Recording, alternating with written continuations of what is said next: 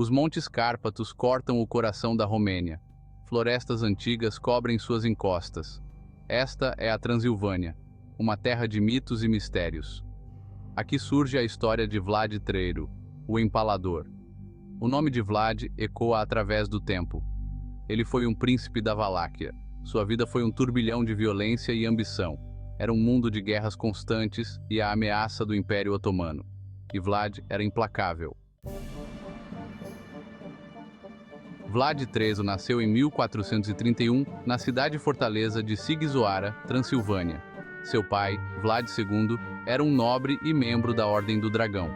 Esta ordem de cavalaria, dedicada a defender a cristandade contra os turcos otomanos, teria um impacto profundo na vida do jovem Vlad. A infância de Vlad estava longe de ser idílica. A região estava presa em uma luta pelo poder entre os impérios húngaro e otomano. Traição e violência eram comuns. Quando Vlad tinha apenas 11 anos, seu pai foi assassinado por rivais pretendentes ao trono da Valáquia.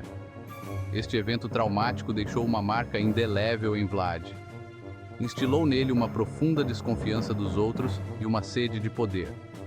Ele passaria grande parte de sua juventude como refém político, sendo transferido entre várias cortes e facções, aprendendo a arte da sobrevivência em um mundo de traições. A Valáquia, aninhada entre os Montes Cárpatos e o rio Danúbio, era uma terra de importância estratégica. Era um estado tampão entre o crescente Império Otomano e os reinos da Europa cristã. Em 1448, aos 17 anos, Vlad ascendeu ao trono da Valáquia. Mas seu reinado durou pouco, sendo deposto por facções rivais apoiadas pelos húngaros. A década seguinte viu Vlad em uma luta desesperada para recuperar seu trono. Sua determinação o levaria eventualmente à fortaleza do Castelo Poenari. O segundo reinado de Vlad III, iniciado em 1456, foi marcado por extrema brutalidade. Ele herdou uma terra repleta de corrupção e deslealdade. Para consolidar seu poder e impor a ordem, Vlad recorreu a métodos que chocaram até mesmo seus contemporâneos. O empalamento, uma forma cruel de execução, tornou-se o método preferido de punição de Vlad. As vítimas eram empaladas em estacas afiadas, seus corpos deixados para se contorcer em agonia por dias. A visão de centenas, até milhares, de corpos empalados nas laterais das estradas servia como um aviso severo para qualquer um que ousasse se opor a ele. Embora a crueldade de Vlad seja inegável, é importante entender o contexto de suas ações. Em sua mente, esses não eram meros atos de sadismo. Eram medidas calculadas para incutir medo e obediência em uma terra dilacerada pelo caos. Uma terra em chamas. As guerras de Vlad. O reinado de Vlad não foi apenas uma história de repressão interna. Ele também provou ser um comandante militar astuto e implacável. Ele enfrentou ameaças constantes de rivais internos e inimigos externos, principalmente o Império Otomano. O exército de Vlad, embora menor que o de seus inimigos, era conhecido por sua ferocidade e disciplina. Ele empregou táticas de guerrilha, emboscadas e políticas de terra arrasada com efeito devastador. Seus soldados eram ferozmente leais, ligados a ele por uma mistura de medo e admiração. Uma das vitórias mais famosas de Vlad ocorreu em 1462, quando ele repeliu uma invasão otomana massiva liderada pelo sultão Mehmed II. Usando táticas astutas e explorando seu conhecimento do terreno, Vlad infligiu pesadas baixas ao exército otomano, forçando-os a recuar em desordem. A ameaça otomana. Um choque de impérios. O Império Otomano, uma potência em ascensão no século XV, representava uma ameaça existencial à Valáquia e ao resto da Europa cristã. O sultão Mehmed II, conhecido como o Conquistador, havia voltado sua atenção para a expansão do Império Otomano para o oeste. O desafio de Vlad aos otomanos o tornou um herói para muitos na Europa.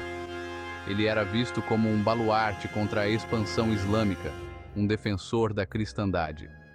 Suas vitórias contra probabilidades esmagadoras inspiravam admiração e medo em igual medida. No entanto, O desafio de Vlad teve um custo. Suas guerras constantes e métodos brutais alienaram alguns de seu próprio povo e potenciais aliados. Ele foi traído por aqueles em quem pensava que podia confiar, levando finalmente à sua queda. Além do campo de batalha, políticas internas de Vlad. Enquanto o reinado de Vlad é frequentemente lembrado por sua brutalidade, ele também implementou uma série de políticas internas com o objetivo de fortalecer a Valáquia. Ele era um defensor ferrenho da Igreja Ortodoxa e buscava melhorar a vida de seus súditos. Vlad era obcecado por ordem e justiça, embora uma forma dura e implacável de justiça.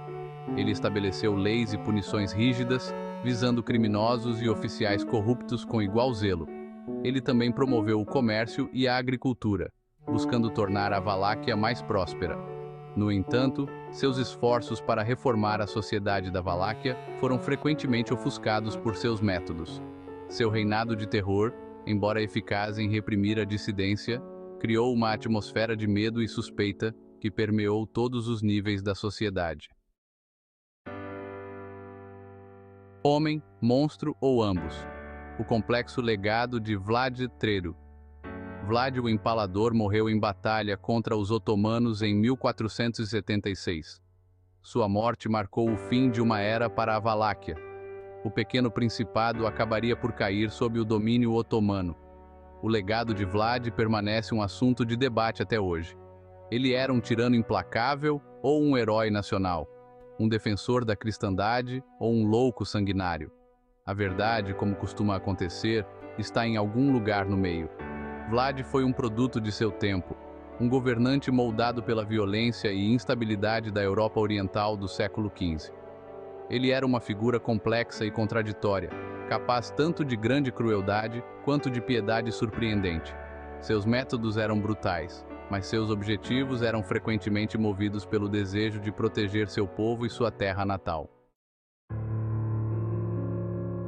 Vlad e o vampiro, separando fato de ficção. O legado histórico de Vlad, o Empalador, está para sempre entrelaçado com o personagem fictício do Conde Drácula.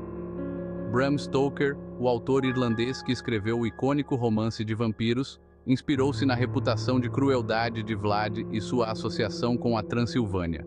No entanto, é importante notar que não há evidências históricas que sugiram que Vlad fosse um vampiro ou estivesse envolvido em quaisquer atividades sobrenaturais. O mito do vampiro, com seus temas de sede de sangue e imortalidade, foi uma invenção posterior que se apegou à lenda de Vlad. A associação com Drácula, embora baseada em imprecisão histórica, sem dúvida contribuiu para a fama duradoura de Vlad. Consolidou seu lugar na cultura popular, transformando-o de uma figura histórica em um ícone mítico. A lenda duradoura. Vlad, na memória moderna. Séculos após sua morte, Vlad, o Empalador, continua a fascinar e intrigar. Sua história foi contada e recontada em incontáveis livros, filmes e programas de televisão. Ele continua sendo um tema popular para a ficção histórica, documentários e até videogames. Na Romênia, o legado de Vlad é visto com uma mistura de orgulho e ambivalência. Ele é visto como um herói nacional que lutou bravamente contra invasores estrangeiros, mas também como um governante implacável cujos métodos eram frequentemente extremos. A história de Vlad continua a ressoar com o público moderno porque fala de temas atemporais de poder, crueldade e a luta pela sobrevivência. Ele permanece uma figura de fascínio infinito, um lembrete de que a história é frequentemente mais estranha e brutal do que a ficção. Pôr do Sol sobre Poenari. Um legado gravado na pedra. No alto dos Montes Cárpatos, as ruínas do castelo Poenari permanecem como um testemunho silencioso do reinado de Vlad, o Empalador. A outrora imponente fortaleza, agora em ruínas, tem vista para o vale abaixo, um lembrete constante do homem que governou a Valáquia com punho de ferro. À medida que o sol se põe sobre Poenari, lançando longas sombras sobre as pedras antigas, sentimos o peso da história. O legado de Vlad, como as ruínas que ele deixou, é majestoso e assustador.